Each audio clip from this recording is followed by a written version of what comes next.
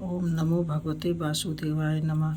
आप सभी को बताते एकादशी व्रत का उद्यापन कैसे करनी चाहिए। तो एकादशी व्रत का उद्यापन उजापन मतलब उजाला में दूसरे दिन 24 या अधिक एकादशी व्रत पूरे होने के बाद शुक्ल पक्ष में करना चाहिए। जब शुक्ल पक्ष दूसरे दिन रहता तो उसी में एकादशी का उद्यापन करनी चाहिए। जब भी हर महीने में भी आता है शुक्ल पक्ष और तो उसी में ये उद्यापन करनी चाहिए। और अधिक एकादशी व्रत पूरे होने के बाद शुक्ल पक्ष में करना शुभ माना जाता है। इसके बाद द्वादशी तिथि पर 26-27 ब्राह्मण जोड़ों को भोजन, दक्षिणा और वस्त्र दान करने का विधान है। जिस दिन उद्यापन करना चाहिए उस दिन मतलब पति पत्नी ब्राह्मण की दोनों जोड़ों के साथ 26-27 ब्राह्मणों को भोजन कराया जा सकता है। इस दिन भगवान विष्णु की विशेष पूजा, हवन और कथा की जाती है, जो व्रत के पूर्व फल की प्राप्ति के लिए अनिवार्य है। एकादशी उद्यापन विधि भी आप सभी को बताते हैं। तिथि और तैयारी। उद्यापन किसी भी शुक्ल पक्ष की एकादशी या देवउठनी एकादशी पर करें। एक दिन पहले एकादशी ब्राह्मणों को फलाहार कराएं। पूजा। द्वादशी के दिन सुबह स्नान कर विष्णु भगवान की प्रतिमा या कलश की स्थापना करें। तुलसी दल, पंचामृत, दीप और नैवेद्य से पूजा करें। हवन भी करनी चाहिए। विष्णु मंत्रों के साथ हवन करें। भोजन का दान। ब्राह्मणों का ज़रूरतमंदों को सात्विक भोजन कराएं।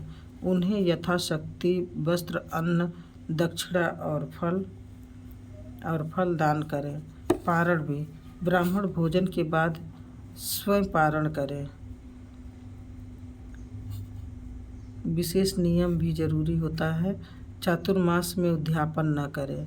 उद्यापन के बाद भी एकादशी व्रत जारी रखना उत्तम माना जाता है। मतलब अगर उद्यापन हम लोग कर दिए हैं तो एकादशी व्रत को छोड़ना नहीं चाहिए, बहुत अच्छा माना जाता है। यह प्रक्रिया 2 दिन एकादशी फलाहार, द्वादशी भोजन चलती है।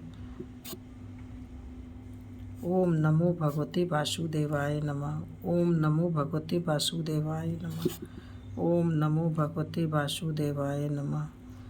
ओम नमो भगवते वासुदेवाय नमः। और ये भी जान लीजिए औरतों को करनी चाहिए कि नहीं।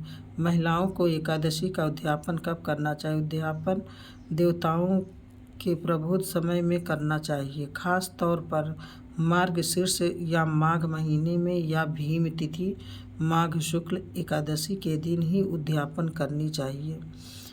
चतुर्मास में उद्यापन नहीं करनी चाहिए।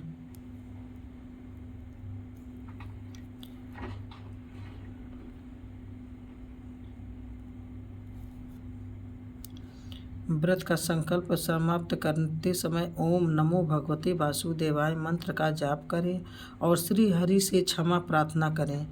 भावार्थ उद्यापन से व्रत की पूर्णता होती है, जिससे जीवन में धन, सुख और मोक्ष की प्राप्ति होती है। एकादशी उद्यापन समापन का फल व्रत पूर्ण श्री हरि की कृपा और मोक्ष की प्राप्ति। यह अनुष्ठान 26 एकादशियों के फल को सिद्ध करता है। गलतियों, व्रत भंग या प्रयासरित कराता है, सुख समृद्धि लाता है। जो गलतियां होती हैं हम लोगों से, आम चीज़ जैसे चींटी मर गई, झूठ कोई बोल दिया, तो इसके लिए ये एकादशी अच्छा माना जाता है। ये व्रत करनी चाहिए सभी को। प्रायश्चित करता है, सुख समृद्धि लाता है और जन्म मरण के बंधन से मुक्ति दिलाता है। यह व्रत की सांगता के लिए अनिवार्य माना जाता है। उद्यापन से व्रत का 100% फल प्राप्त होता है और व्रत सिद्ध पूर्ण हो जाता है। पापों का नाश। अनजाने में व्रत में हुई गलतियों या त्रुटि या प्रायश्चित हो जाता है। मोक्ष, वैकुंठ धाम। मान्यता अनुसार जो भक्त विधि विधान से उद्यापन करते हैं उन्हें सीधे भगवान विष्णु के लोक वैकुंठ में स्नान मिलता है। सुख समृद्धि, घर में सुख शांति, निरोगी काया और धन धान्य की वृद्धि भी होती है। पितरों की शांति, उद्यापन से पितरों को शांति मिलती है, इसलिए पूर्वजों के नियम भी इसे किया जाता है। श्रेष्ठ फल, 26 ब्राह्मण जोड़ों को दान दक्षिणा देने से 26 एकादशियों की कथा और पुण्य का फल प्राप्त होता है। उद्यापन से जुड़ी आवश्यक बातें,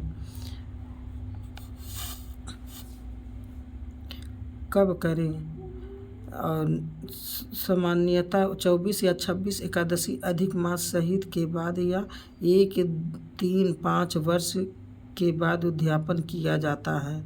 विधि, उद्यापन में विष्णु पूजा, हवन और ब्राह्मणों साक्षात में हो तो 26 को भोजन व दान, वस्त्र, आभूषण, अन्न दिया जाता है। महत्वपूर्ण, सक्षम होने के बावजूद उद्यापन न करने से व्रत का फल कम हो जा सकता है, इसलिए इसका विशेष महत्व है। यह जानकारी सभी को लेनी चाहिए। ओम नमो भगवते वासुदेवाय नमः। एकादशी का उद्यापन भी आप सभी लोग इसी तरीके से करिए।